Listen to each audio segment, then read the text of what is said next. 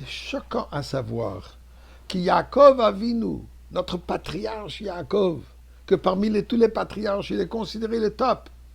Il a montré du favoritisme à un de ses fils, à Yosef, en lui faisant une chemise particulière, colorée. Chaque parent sait qu'il ne faut jamais montrer du favoritisme d'un enfant par rapport aux autres enfants. Comment est-ce qu'on explique cela? Avant que je l'explique, disons le Tehillim chapitre 100, pour remercier Akadosh Baruch Hu, pour nos enfants, pour notre famille, et prier pour le bien-être de nos enfants, de notre famille, et de tout Am Israël, en Eretz Israël, et à travers le monde, surtout pour les otages qui rentrent déjà, sains et saufs. Chapitre 100, avec notre prière pour le bien de tout le monde. Eh bien, regardons le verset. Le verset nous dit la chose suivante.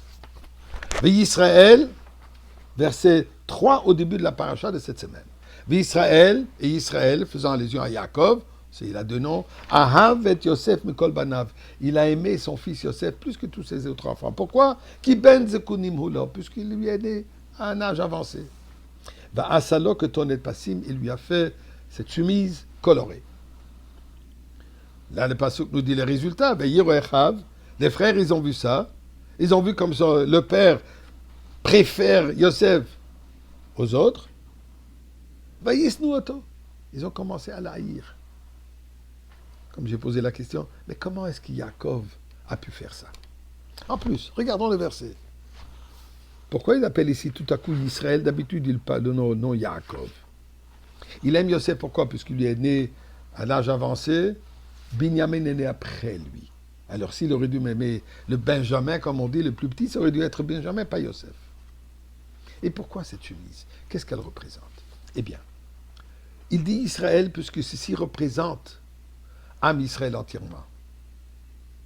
Le séjour de Yaakov et de Yosef représente notre séjour du peuple juif, depuis qu'on est devenu un peuple, même encore avant, quand on est descendu en Égypte, jusqu'à la Goula, jusqu'à Mashiach.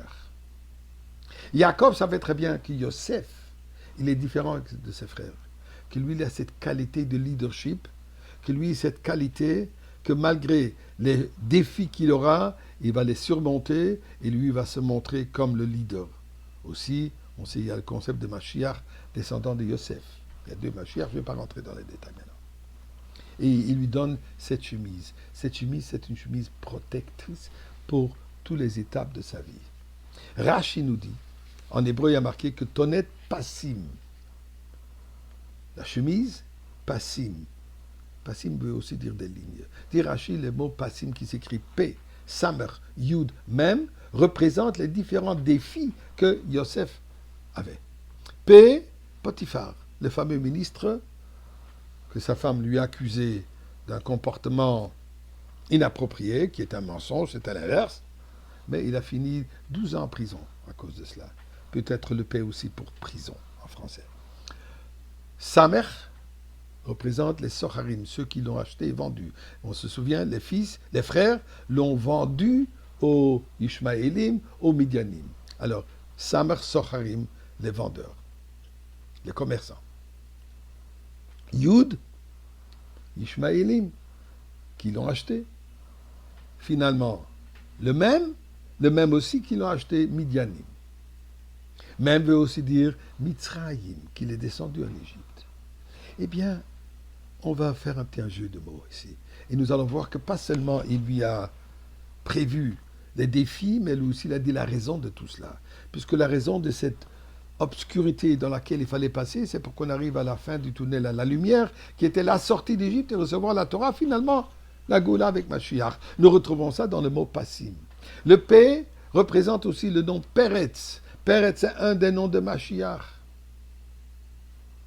Samer 60 qui correspond aux 600 000 juifs qui sont sortis d'Égypte, qui sont venus au Mont Sinaï pour recevoir la Torah. Ce sont les 600 âmes générales que nous possédons tous, de laquelle nous sommes reliés. Dans le contexte d'aujourd'hui, vous vous souvenez, il y a quelques jours, j'ai mentionné la prophétie de Rabbi Shimon bar Yochai, que quand la Syrie, Samer Souria, va tomber, la Goula s'enclenche. Yud, nous avons dit, ça représente les Ishmaélim, mais ça représente aussi Yitzhak, Yaakov. Yaakov qui est la raison pour son mérite de troisième Beth Amikdash. Yosef, Yerushalayim. Même, nous avons dit, l'exil, Midyanim, Mitzrayim, l'Égypte, mais ça aussi fait référence à Mashiach, Mikdash, le temple. Le nom de Mashiach, Menachem. Donc, dans le mot passim, nous avons les deux aspects. L'obscurité et la délivrance. C'est ça ce que Yaakov a prévu. Alors, Ribono Shel Olam, ça suffit. On a déjà prêt pour le passim positif, plutôt que le passim du passé de négativité.